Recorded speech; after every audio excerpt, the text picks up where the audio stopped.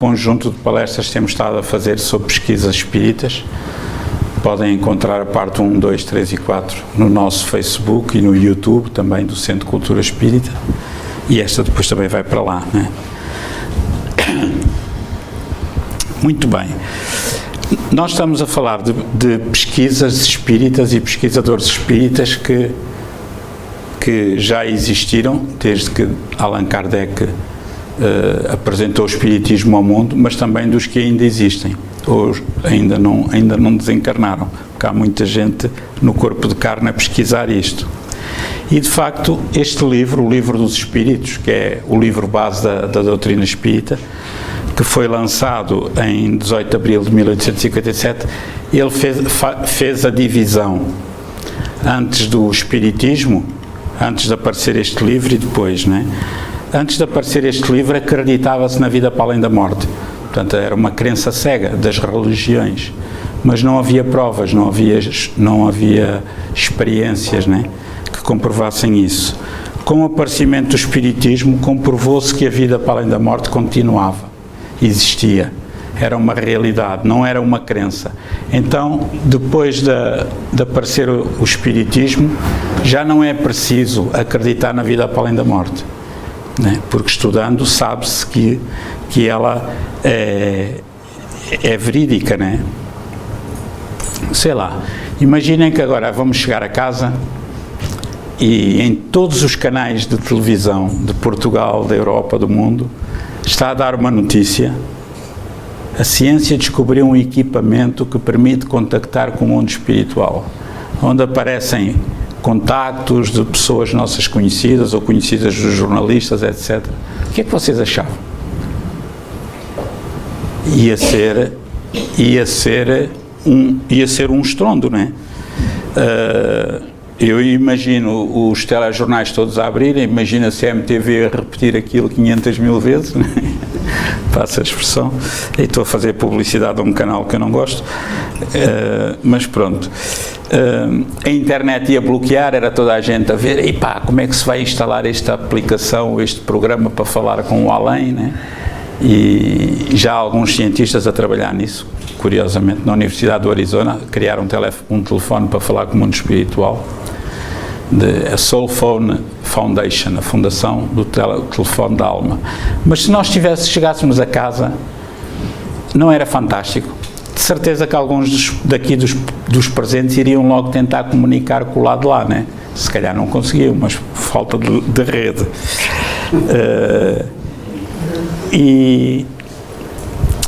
Ok, agora vamos ver uma coisa. E se eu vos disser que isso já aconteceu? Ninguém deu por nada. Isso já aconteceu em 1857, não é? Nesse tempo não havia telemóveis. E então, por isso é que a gente tem aí uns cartazes a pedir para as pessoas desligarem, porque ele não é preciso aqui e só incomoda. Desliguem, por favor, ponham em modo avião. Mesmo em modo vibração ele incomoda, porque... E ele aqui não faz falta nenhuma, o meu fica sempre no carro. Pronto. Mas então, esta comunicação com o mundo espiritual, esta comprovação aconteceu em 1857, com o aparecimento da doutrina espírita. Só que, como isso obriga a estudar, obriga a pesquisar, obriga a dar trabalho, as pessoas não estão interessadas nisso. De um modo geral dizem assim, não, isso são crendices, não são factos. Isso é para gente fraca. Se calhar não, é para gente forte, né? Isso é para gente sem juízo, porque a maior parte, talvez 99% da população mundial, se calhar ou mais, vive de um modo materialista, vive na matéria, com a matéria e para a matéria. Acham que quando a morte ocorre, acaba tudo. Então, nem sequer sabem que são espíritos imortais e que a vida continua, né? E a doutrina espírita trouxe isso, né? Agora, e digo-vos uma coisa, trouxe isso e não há maior alegria do que alguém ter a consciência, não é acreditar, porque o Lucas disse, ou o Joaquim ou o Manel, não, é ter a consciência, sentir que a vida continua, saber que a vida continua, né? Isso é fantástico, porque isso tira-nos todo o medo da morte. Eu, se me dissessem assim, olha, eu estudo Espiritismo há 40 anos, mas não é porque eu sou muito inteligente, é porque eu já sou velho, já tenho 61, há 41, comecei com 20 anos, e sei muito pouco, e não é modéstia, falsa modéstia. E se me perguntarem assim, olha, vamos fazer uma troca, nós damos-te 100 milhões de euros e tiramos-te o conhecimento espírita, e de repente ficas sem esse conhecimento, eu não troco. Prefiro continuar a pagar impostos ao Estado e a contar o dinheirinho até ao fim do mês, mas esse conhecimento é o maior tesouro que eu tenho dentro de mim, porque dá-me razão de viver, sei que a vida continua, não porque alguém me disse, mas pelos estudos, pelas pesquisas, pelas experiências que nós fazemos, né? E então, reparem, depois de Kardec, houve todo um grupo de cientistas que se dedicaram à pesquisa da sobrevivência da alma, mas não ficaram só nessa pesquisa. Eles viram, espera aí, pesquisaram e comprovaram que afinal era verdade que a vida continuava, mas o impacto moral que esse conhecimento passou a ter nas pessoas que tinham essa consciência. Por exemplo, aquelas pessoas que têm tido experiências de quase morte, para quem não sabe, é quando nós somos dados como mortos clinicamente e depois a pessoa é ressuscitada e volta novamente ao corpo. E há pessoas que nesse espaço em que estão mortas clinicamente, elas dizem que viram pessoas, tiveram experiências, contam os pormenores, às vezes até da reanimação e tudo. Essas pessoas, a grande maioria, nem sabem o que é o Espiritismo, mas elas dizem que a partir desse momento a vida delas mudou radicalmente para melhor. Passam a ser pessoas mais calmas, mais serenas, mais fraternas. Porquê? Porque elas souberam de facto que a vida continua. Tiveram no mundo espiritual, trouxeram memória de contactos com os amigos, com os familiares e com seres até desconhecidos, né? Então, para aquelas pessoas que dizem, isto é para os fracos de cabeça, isto é para os crentes, e o Espiritismo não é uma crença, é uma ciência de observação. Então vamos ver quem foram os fracos de cabeça e os crentes, né, que estudaram e confirmaram aquilo que Allan Kardec apresentou ao mundo, que a vida continua, né? Olhem, foram só Sir William Crookes, o físico mais notável do século XIX, Sir William Fletcher Berra, tudo físico, César Lombroso, Arthur Conan Doyle, Ernesto Bolzano, este aqui é o Alexander Aksakov, Gustave Gelée, Camille Flammarion, um dos maiores astrónomos do mundo e o maior astrónomo do mundo naquele tempo, francês, também ele médium, colaborou com Allan Kardec. Aqui Gabriel Delano, o grande cientista do espiritismo naquele tempo, contemporâneo de Kardec.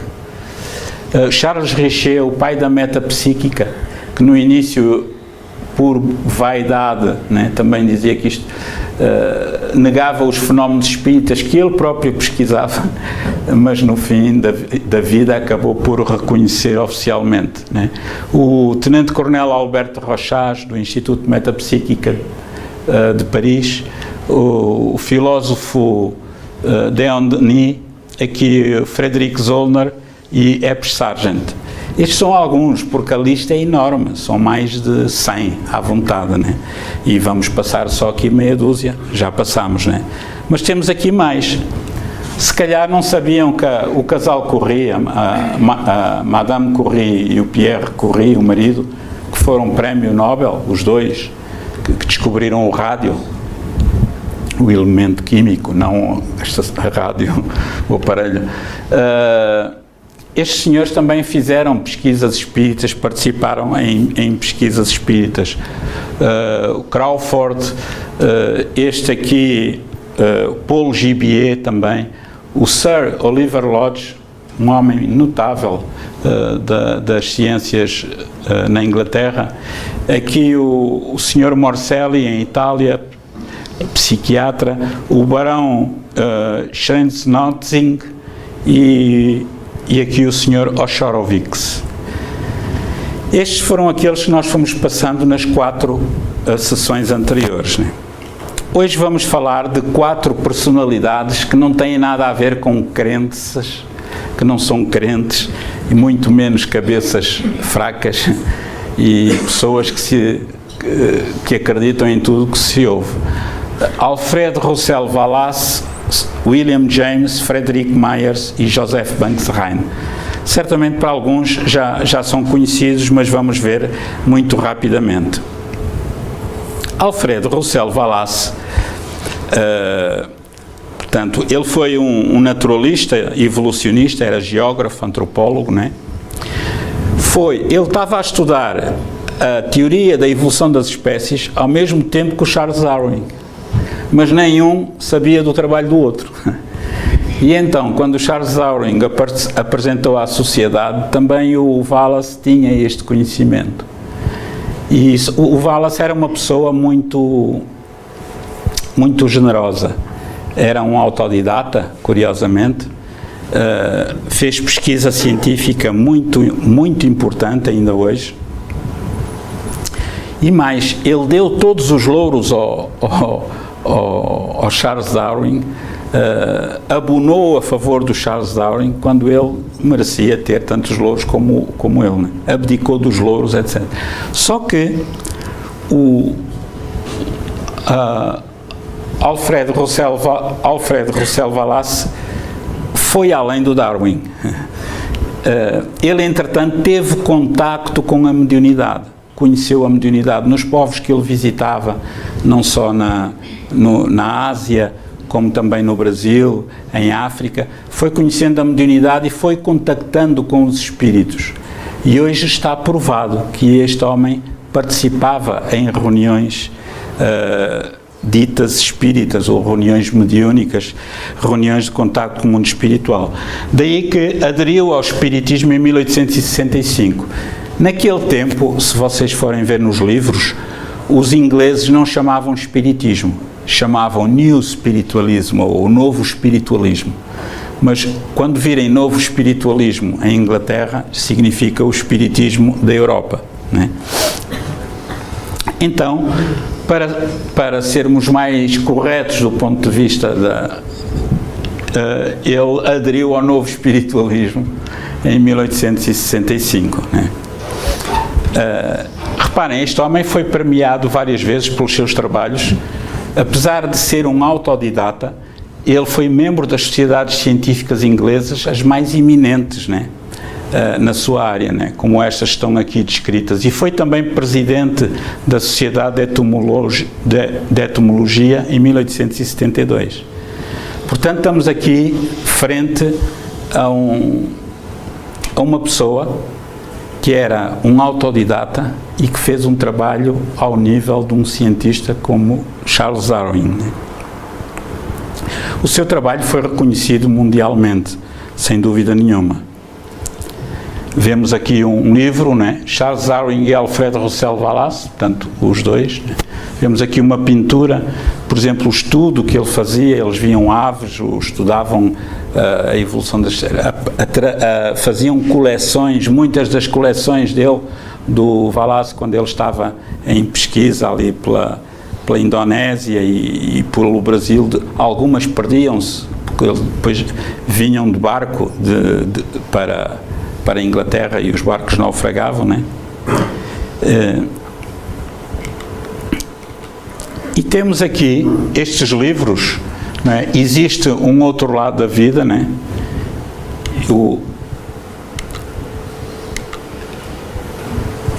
Então, as principais obras dele foram os aspectos científicos do sobrenatural, a defesa do moderno espiritualismo, lá está, aquilo que eu falava, né? Os milagres e o moderno espiritualismo, né? Reparem, estes livros de Russel Wallace contribuíram muito para a difusão do espiritismo naquele país. Porquê? Porque foi chamar a atenção dos cientistas para a observação e estudo dos fenómenos espíritas. Os outros cientistas começaram a ver, espera aí, se este indivíduo se interessa por isto afinal não é brincadeira, não é uma crença de meninos, isto afinal deve ser sério, então vamos lá ver, não é? E é muito interessante porque ele foi também um dos fundadores da Sociedade Dialética de Londres, dedicado ao estudo dos fenómenos espíritas, dos fenómenos mediúnicos, né? E realizou sessões com vários médiuns, entre eles o Henry Slade, um médium muito conhecido e muito potente na altura, que testemunhando o fenómeno da escrita direta sobre as lousas, isto é, havia aquelas lousas que não são do meu tempo, mas são do tempo dos meus pais, em que se escrevia riscando numa lousa, né, e depois apagava-se. Havia umas lousas, então eles nas sessões punham 2 lousas viradas uma para dentro, atavam aquilo bem atado, fechavam com lacre, punham lá o lacre da pessoa que antigamente, assim como nós temos o nosso assinatura, né, que é pessoal intransmissível, havia aquele lacre. Se fosse eu, tinha lá o lacre, José Lucas, lá com uma coisa que ninguém conseguia imitar, né? Muita gente sabe que é lacre, os mais novos se calhar já não. E então, eu ainda vi lacre, quando andava no liceu, nos primeiros anos. E então essas lousas eram seladas, e nas reuniões mediúnicas, com elas seladas, pousadas, ouvia-se o riscar na lousa, que ninguém lá estava. Quando se ia quebrar o selo, tirar das lousas lacradas no fim da sessão mediúnica, as lousas estavam escritas pelos espíritos, mas não por alguém, porque não era possível, porque estava ali à vista de toda a gente, né? Temos aqui um livro de Alfred Russel Wallace. Reparem quem é que fez a importância dele para o conhecimento das espécies no mundo. Foi tão grande que este livro teve o prefácio, vejam bem, Sir David Attenborough. Diz-vos alguma coisa este nome? Lembram-se? É um senhor, aqueles comentários que nós vemos em casa da BBC e ficamos deliciados sobre a natureza, né? São a voz off e não só, são do David Attenborough, né? Que era um indivíduo ligado à BBC de Londres. Vemos aqui algumas das coleções de Russel Wallace, né? Não só de borboletas, escaravelhos, etc. Tudo muito, com muito método, né? E curiosamente temos um livro espírita português, único no mundo, que fala do cruzamento entre o espiritismo e a evolução das espécies, que é Reflexões sobre a evolução das espécies à luz do espiritismo. Nós temos aí à venda alguns, meia dúzia deles, que é do Jorge Gomes. Curiosamente, tem umas parecências com o Russel Wallace, que ele é um autodidata, e eu nunca vi ninguém, não conheço ninguém, é provável que exista, mas não conheço ninguém que saiba o nome científico de todas as plantas, de todos os animais. É uma coisa impressionante. E ele tem o 12º ano, né? Trabalha num parque natural, num parque biológico, sempre foi um amante da natureza, e ele tem conhecimentos que eu fico boquiaberto, e muitos de vocês já o conhecem, né? Então Wallace teve contactos pessoais com pessoas do seu círculo de relação que se interessavam pelo novo espiritualismo, né?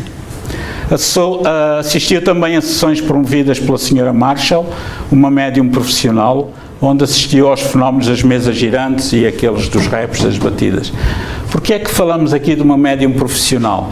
Porque isto ainda hoje é uma prática normal, entre aspas, na Inglaterra e nos Estados Unidos. Se vocês forem ver, na Inglaterra e nos Estados Unidos é normal, como eles não conhecem o espiritismo, não conhecem o livro dos médiuns e a ética que o espiritismo traz, que impede qualquer médium espírita de cobrar 1 cêntimo que seja, né, ou de receber algum privilégio pelo exercício da mediunidade. Na Inglaterra e na América não, é uma profissão, tem inclusive um código do Estado, pagam impostos, etc. Então é normal encontrar readers, né, os leitores da aura, né, readers, as pessoas vai lá e faz uma leitura, né, e o médium concentra-se, às vezes a maior parte é fantochada, outros são mesmo aldrabões, são fraude. Não sei se lembram, na televisão portuguesa tivemos aí uma médium inglesa que fazia esse tipo de leituras.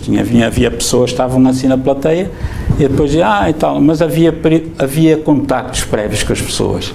Eu achei estranho porque aquilo nunca era em direto, era sempre em diferido. E mais tarde veio-se a descobrir que ela fraudava e ela acabou por confessar que era fraude, né?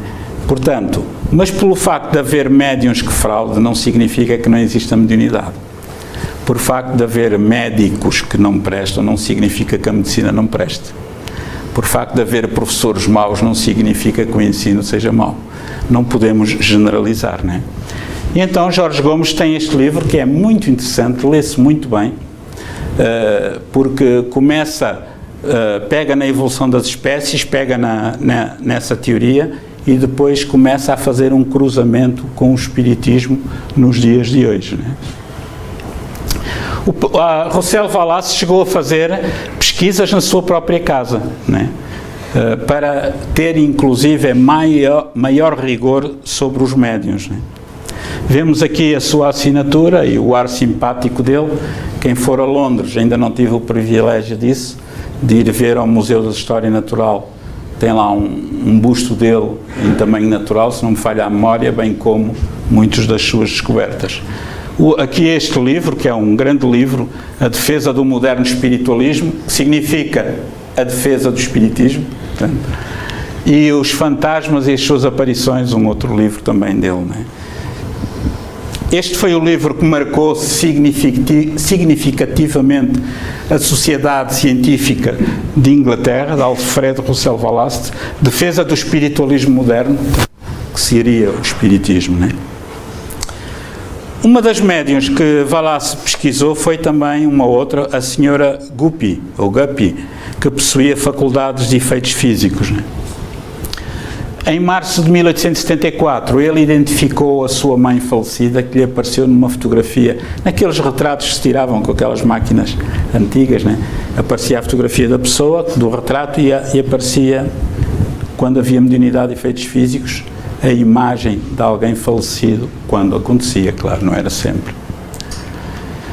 Nesse mesmo ano, Wallace publicou, portanto, um artigo denominado A Defesa do Espiritualismo Moderno, numa revista, né? E depois mais outros ensaios ele coligiu no tal livro de que falamos. Vemos aqui, portanto, a capa principal desses livros, aqui o Sr. Wallace sentado e a sua caligrafia, porque claro, era tudo feito à mão. Este é um dos seus biógrafos, Peter Raby, Alfred Russel Wallace, Uma Vida, né? E é muito interessante o que este homem, vocês não imaginam o que ele sofreu por se afirmar defensor do novo espiritualismo ou do espiritismo. Ele foi perseguido, passou mal, passou muitas dificuldades.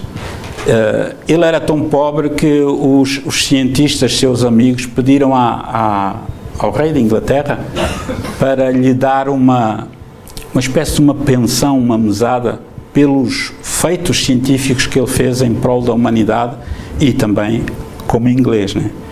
E olhem que até essa pequena mesada tentaram tirar-lhe, só pelo facto de ele ter tido a ousadia de dizer que os fenómenos eram autênticos, ao ponto que chega o preconceito científico, né? Então ele diz: eu era um materialista tão convencido que não admitia absolutamente a existência do mundo espiritual. Os factos, porém, são coisas pertinazes. Eles obrigam-me a aceitá-lo como factos. Quer dizer, contra factos não há argumentos, né?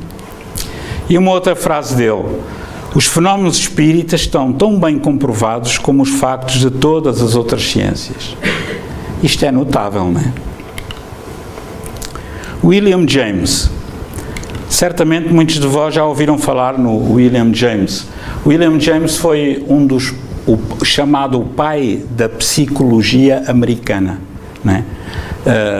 Portanto, está também, de certo modo, ligado, vá lá, depois com o quarto ramo da psicologia que aparece mais tarde, mas William James era uma pessoa fantástica. Ele estudou mil e uma coisas, era uma pessoa polivalente, estudou teologia, estudou filosofia, estudou medicina em Harvard, estudou psicologia, né? E foi estudando, foi pesquisando, e encontramos aqui, por exemplo, ele ocupou-se por várias coisas. Ele é considerado um dos fundadores da psicologia moderna e um dos formuladores e defensores da filosofia do pragmatismo. O seu trabalho na metapsíquica também merece ser considerado muito importante. O que é esta metapsíquica? É o metapsíquica, para além psíquica, psiquismo para além da vida, né? Isto é, tal como Charles Richer tinha criado a metapsíquica.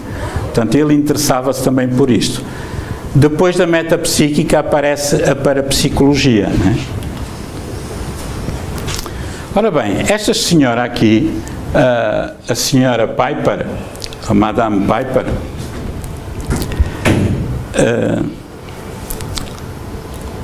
foi pesquisada por William James e entre outros pesquisadores, né? Ele tornou-se pesquisador da paranormalidade, tendo sido o primeiro presidente da American Society for Psychical Research, isto é, a instituição que fundou a Sociedade de Pesquisas Psíquicas. Lembram-se, já havia a de Londres, que era a mais importante do mundo. Esta era a segunda mais importante do mundo. Foi criada por William James, porque ele, durante 2 décadas, estudou a mediunidade também de Leonora Piper, esta senhora que apresentamos aqui, que foi estudada por muitos cientistas. E em 1896 ele fez um discurso onde defendia, pela revista Science, onde defendia a veracidade dos fenómenos e a nobreza de caráter e a honestidade da médium, né? Publicou ainda outros livros. É muito interessante isto. Ele publicou uma obra onde diz que só na Inglaterra, de acordo com os conhecimentos dele, 1 adulto em cada 10 via fantasmas. Isto é interessante, não é? Quer dizer que na ótica dele, 1 adulto em cada 10 tinha mediunidade ostensiva. Olhem que interessante, não é? Na mesma obra diz ele: muitas vezes a ciência matou os espíritos, como uma das superstições populares, e entretanto nunca nos falaram eles, os espíritos, com tanta abundância nem com tão grande aparência de autenticidade, como naquele tempo. Foi a grande manifestação do mundo espiritual. Para verem que isto não são coisas do passado, tem aqui um pequenino vídeo de 1 minuto e pouco, com a opinião de um dos maiores cientistas do mundo, que é o vice-presidente da Associação de Psiquiatria Americana, o professor Dr. Alexander Moreira Almeida, um psiquiatra notável brasileiro, que está a ensinar os cientistas a fazerem o cruzamento entre a ciência e a espiritualidade, né? Na área da psiquiatria e não só. Para fins de pesquisa, nós definimos a mediunidade como a experiência em que o indivíduo alega estar sob a influência ou sob o controle de uma personalidade falecida ou uma outra entidade não material. Nessa perspectiva, as experiências mediúnicas são universais ao longo das culturas, das civilizações, ao longo da história. Nós percebemos esse tipo de experiência desde, por exemplo, na Grécia Antiga, nos oráculos, Sócrates ouvindo o seu daimon. Nós temos na própria origem das tradições judaico-cristãs, os profetas ouvindo os anjos e vendo os anjos, o Deus, assim como os primeiros cristãos. E muitos pesquisadores, a partir do século XIX, na área da psiquiatria e da psicologia, se debruçaram sobre este tema. Por exemplo, William James, ele defendia que a mediunidade deveria ser um tema de profundo interesse e que necessita de uma urgente investigação da parte dos pesquisadores. E o interessante é que os estudos sobre as experiências de transe e de mediunidade deram origem a vários conceitos que nós temos hoje, por exemplo, na área do inconsciente, da mente subliminal, da histeria e da dissociação. Vários pesquisadores pioneiros, como Pierre Janet, Frederick Myers, William James, se interessaram sobre este tema.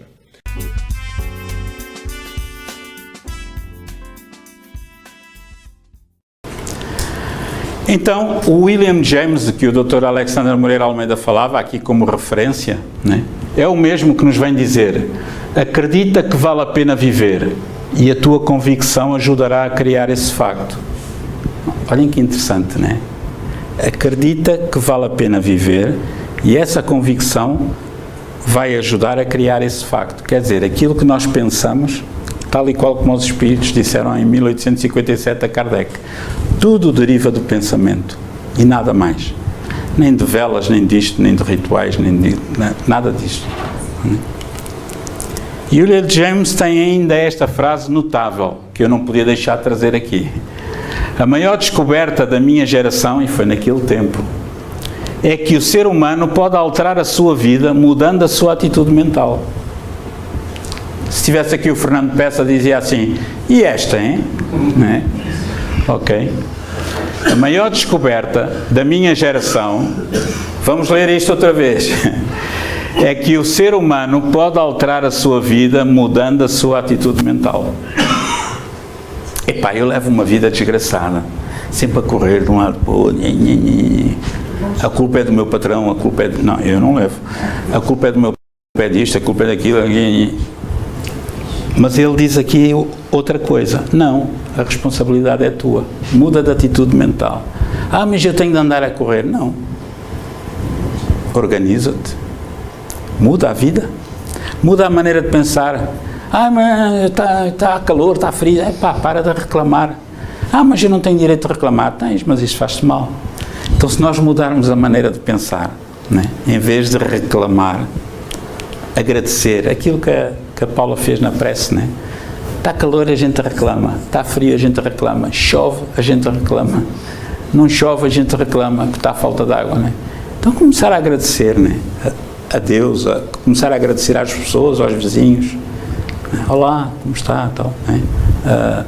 Você é muito simpática, mesmo que não seja, né? E ela fica lá com um sorriso orelha a orelha. Quem é que não gosta de um elogio, né? E de facto, nós podemos mudar a nossa vida com mudando a nossa atitude mental. Epá, mas eu se mudar a minha atitude mental, isso não me vai trazer mais dinheiro ao fim do mês. Pode não trazer, mas traz bem-estar psíquico, físico e mental. E às vezes traz mais dinheiro, sim. Porque depois de nos tornarmos atraentes, cativantes para os outros, a vida vem ter connosco.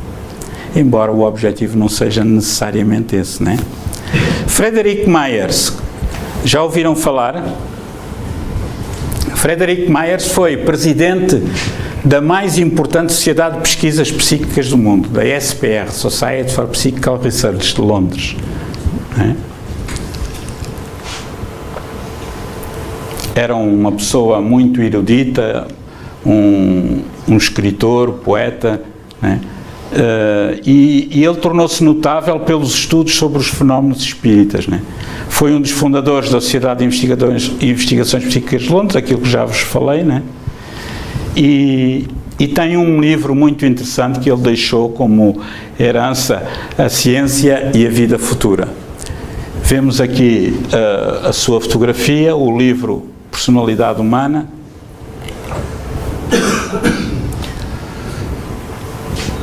Esse livro foi publicado depois da sua desencarnação, né?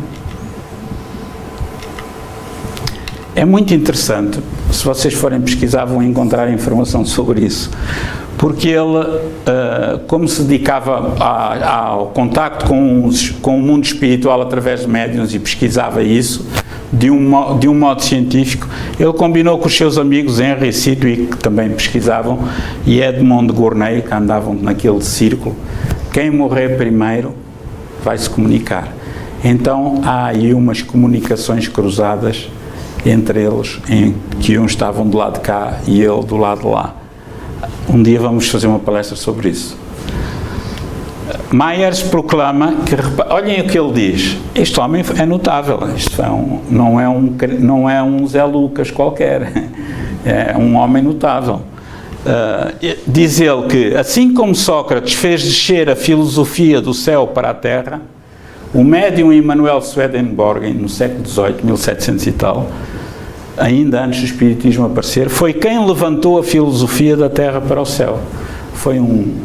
Era um senhor que era considerado um sábio, né? Swedenborg, e que desabrochou a sua mediunidade e ele deu provas da vida para além da morte, descrevia o mundo espiritual, como ele funcionava, só que depois deixou-se fascinar pela própria mediunidade, criou uma espécie de uma igreja para ser alternativa à Igreja Católica, né? Claro que aquilo nunca deu nada, né? Mas ainda hoje existe e há uns seguidores dele. Então o livro A Personalidade Humana, né? O Espiritismo deve muito a Frederick Myers, pelo interesse que sempre demonstrou pelas pesquisas de fenómenos psíquicos. Se este homem se interessava por estas coisas, é porque isto era importante. Os seus colegas, os seus pares, que eram céticos, que nem sequer queriam investigar porque não acreditavam, eram maus cientistas, porque um cientista, mesmo que seja cético, vai pesquisar. Eles tinham tanto respeito a Frederick Myers que eles questionavam-se como é que este homem está metido nestas coisas, como é que ele diz isto? Porque era corajoso, não é? Então ele foi através dos trabalhos dele que Sir Arthur Conan Doyle, o pai do Sherlock Holmes, né, dessa figura mítica, chegou até ao Espiritismo, né?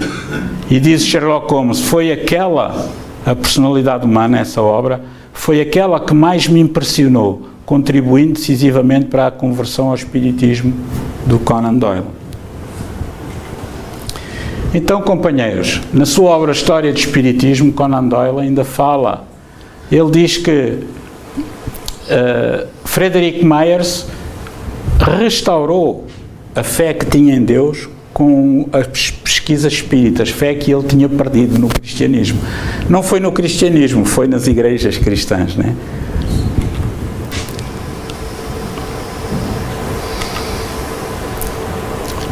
Frederick Myers teve como material de pesquisa, portanto, um dos principais médiuns foi o reverendo William State Moses, este senhor, né? Aqui tem este livro, Spirit Teaching, Ensinamentos Espíritas, né? E foi um médium, de facto, muito conceituado, muito famoso mundialmente, que foi trabalhar com Frederick Myers. E por último, para terminarmos, Joseph Banks Rhine. Joseph Banks Rhine foi o pai da moderna parapsicologia, aí nos idos de 1940, por aí, né? Vemo-lo aqui a fazer pesquisas. Ele trouxe a parapsicologia para o ramo das ciências, para dentro das universidades, que ainda hoje lá estão.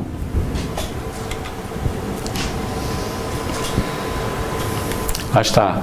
A consagração da parapsicologia como estudo científico das capacidades extrasensoriais. Ele e mais 2 colegas começaram a pesquisar os fenómenos espíritas. Mais uma vez, ele foi posto de parte na sua cátedra, na Universidade Duke, na Carolina do Norte, nos Estados Unidos. E juntamente com mais 2 colegas, inclusive o Sr. Zener, eles criaram um departamento à parte que não fosse financiado pela universidade por causa daqueles que eram contra a sua pesquisa. E então decidiram, espera aí, vamos investigar antes a parte da percepção extrasensorial para depois chegar àquilo que eles já tinham, que era mais difícil de comprovar, que era a mediunidade, né? Estas cartas Zener foram cartas criadas precisamente por o colaborador dele. Já vamos ver mais à frente. Com o Bahrein, Joseph Banks Rhein e a esposa também, a doutora Luísa Rhein, que ambos trabalharam para isso, levar o fenómeno chamado paranormal, as ciências do espírito, para dentro das universidades, no âmbito da ciência oficial, né?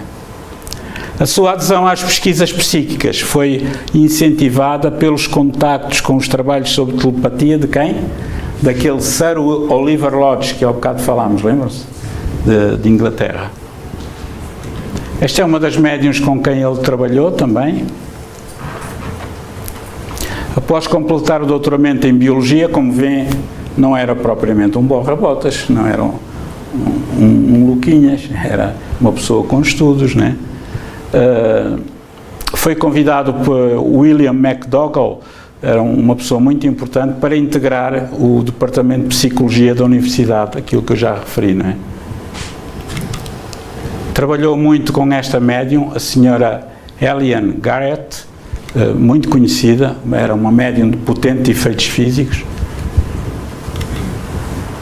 E a sua tese era de que, uma vez aceita a existência de tais capacidades, a telepatia, a telecinesia, etc., por aí fora, as capacidades psíquicas, seria mais fácil entrar na comprovação da sobrevivência da alma.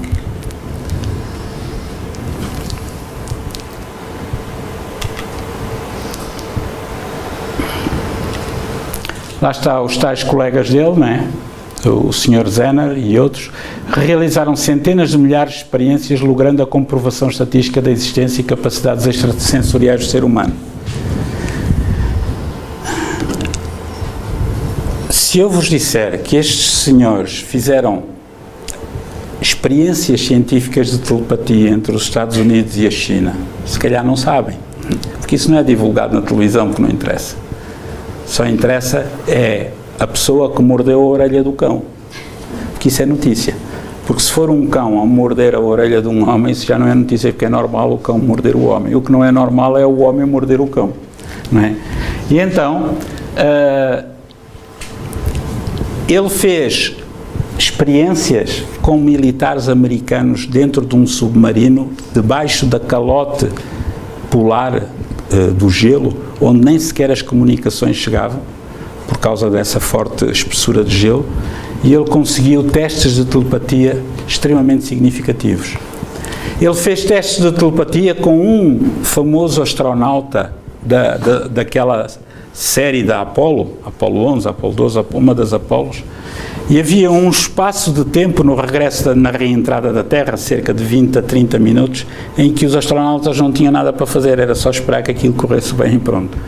E então eles combinaram ao minuto fazer testes de telepatia entre na Universidade de Duke e o espaço. E comprovaram cientificamente que a telepatia é um facto real, que todos nós sabemos hoje nas nossas vidas, né? Ele publicou uma monografia, né? A percepção extrasensorial depois de 50 anos. Claro, isto provocou um mal-estar nos seus colegas da universidade, aquilo que eu vos falei, né? E daí ele ter criado depois um laboratório independente na Universidade de Duke, para poder trabalhar à vontade. Reparem, meus amigos, estes números são simplesmente impressionantes. Entre os anos 30 e os anos 40 foram realizados quase 3 milhões de ensaios de telepatia. Este homem era um cientista. 3 milhões de ensaios de telepatia, de experiências. E cerca de 130 mil ensaios de clarividência, isto é, de visão à distância. É claro que todo esse trabalho teve bons resultados, porque em 1937, Congresso Anual Americano para as Estatísticas Matemáticas deu-lhes um grande louvor, bem como em 1938 um reconhecimento, vá lá, oficial do trabalho deste homem. Então, o que nos propunhamos trazer hoje, espero não vos ter maçado muito, era que, afinal, aquela teoria que consta aí de que quem se dedica à prática e ao estudo e à divulgação do espiritismo é gente fraca, sem cabeça, gente crédula, que acredita no sobrenatural. Não.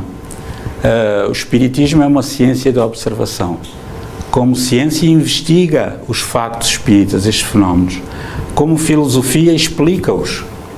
E como moral, apresenta à humanidade a moral que Jesus de Nazaré deixou à Terra para toda a humanidade, transversal a toda a humanidade, como o melhor caminho para o nosso bem-estar interior e para a nossa espiritualização. E cá estão eles, né? Repetindo ao bocado, todos estes senhores são topo de gama a nível de ciências do século XIX, século XX, né? E então, amigos, são estes os 5 pontos básicos que a doutrina espírita nos apresentou ao mundo em 1857. E não há um telejornal que fale disto, porque a vida continua, está comprovado, e há provas, e mais do que muitas, né? A existência de Deus. Está comprovada a existência de Deus. Não pelo Espiritismo, mas por um axioma da física que diz que não há nenhum efeito sem causa. Se o universo é um efeito inteligente, tem de ter uma causa inteligente. Nós não sabemos o que é Deus, não é um homem, mas os Espíritos dizem-nos que é a inteligência suprema, a causa primária de tudo. E faz sentido. Nós vemos as papoilas, vemos os malmequeres que nascem aí, assim. Quem criou isto? Os passarinhos, né? Os pica-paus. Vemos o mundo microbiano, uma coisa fantástica. Sim, como é que isto aparece? Os próprios cientistas ateus, materialistas ou até agnósticos, aqueles que dizem que não acreditam em Deus, eles dizem, não, o nada não pode ter criado o universo. O nada não existe. Então, a imortalidade do espírito foi comprovada por Allan Kardec. Os espíritos vieram através de médiuns, deram muitos tipos de comunicações. As pessoas têm de pesquisar isso, têm de se informar. Podem fazer um curso básico de Espiritismo, está online no site da ADEP, em www.adep.pt, ADEP, Associação de Divulgadores de Espiritismo de Portugal. Tem lá um curso gratuito, em vídeo, em cadernos, para as pessoas estudarem, pesquisarem.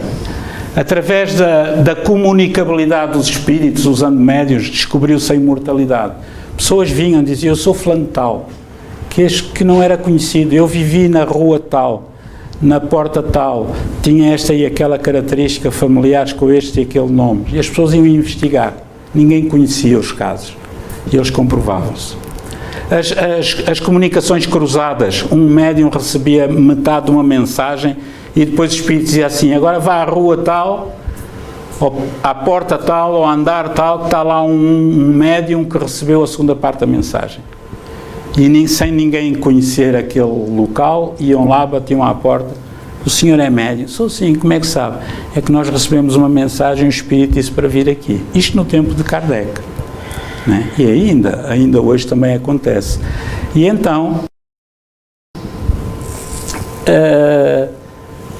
e assim, de facto, tem aqui meia mensagem que não serve de nada. Unindo as duas, ela tinha um princípio, meio e fim. Não é possível explicar isto de outra maneira, de uma forma lógica e racional. A reencarnação não apareceu com o Espiritismo, já existia antes. A palavra não se sabe quando apareceu, mas o conceito de reencarnação, que era a volta do espírito a um novo corpo, já existia antes, no próprio tempo de Jesus, que era a chamada ressurreição. Eles acreditavam que as pessoas podiam voltar a nascer num novo corpo, não é? E há muitas passagens no Evangelho que falam sobre isso. E a pluralidade dos mundos habitados, que é o único ponto que falta confirmar pela ciência.